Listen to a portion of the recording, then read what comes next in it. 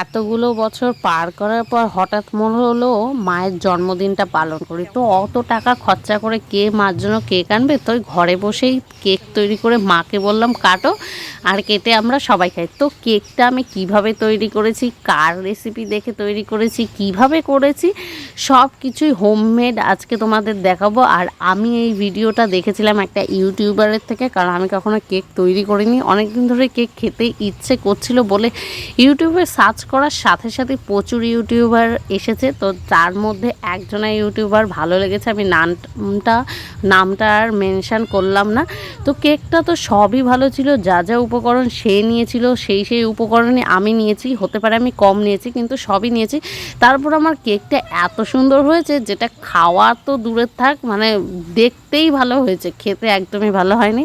সব থেকে ভুল হয়েছে আটা দেওয়াতে, কারণ আটা যে বলে আটা দিয়ে এটা ভালো হয় ওটা ভালো হয়, একদমই ভালো হয় না। আটা দিয়ে কোনো জিনিস তৈরি করবে না।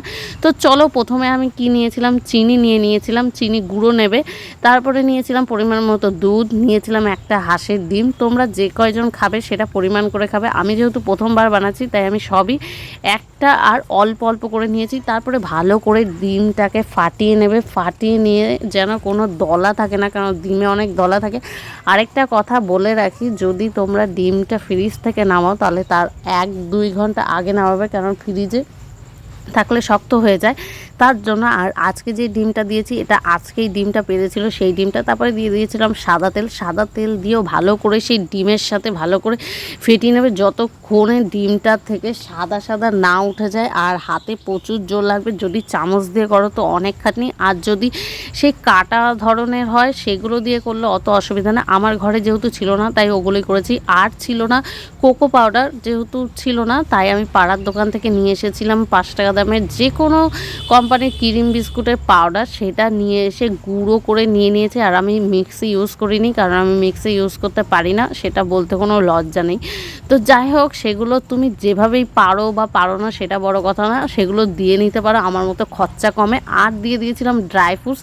এখানে 5-6 রকমের 4-5 রকমের ড্রাই ফ্রুটস বলতে কি দিয়েছি, আমন্ড দিয়েছি, খেজুর দিয়েছি কাজু বাদাম, কিশমিশ আর চীনাবাদাম। সেগুলো সব কেটে হালকা সামান্য আটা দিয়ে রেখে দেবে, দেখবে কোনো রকমের চিটচিটে ভাব নেই, পুরো শুকনো ভাব ছিল সে। হ্যাঁ, এটা দিয়ে নেবে। তারপরে দিয়ে নিয়েছিলাম আটা, যেটা আমি পরিমাণ তো করেছিলাম 1 কাপ, কিন্তু আটাটা দেওয়ার পরে আমার সর্বনাশ হয়ে গেছে, কারণ ময়দা দিলে যে কোনো জিনিস ফোলে, আটা দিলে কখনোই সেটা ফোলে না। সেটা যে কোনো কাজেই জানি, কিন্তু আমি যখন কেকটা তৈরি করি এতটাই উৎসাহ নিয়ে তৈরি করি, কখন খাবো, কখন ভিডিও বানাবো, কখন ছবি তুলবো, যে আমি ভুলেই গেছিলাম আটা না দিয়ে সেখানে আমি সুজি ইউজ করতে পারতাম।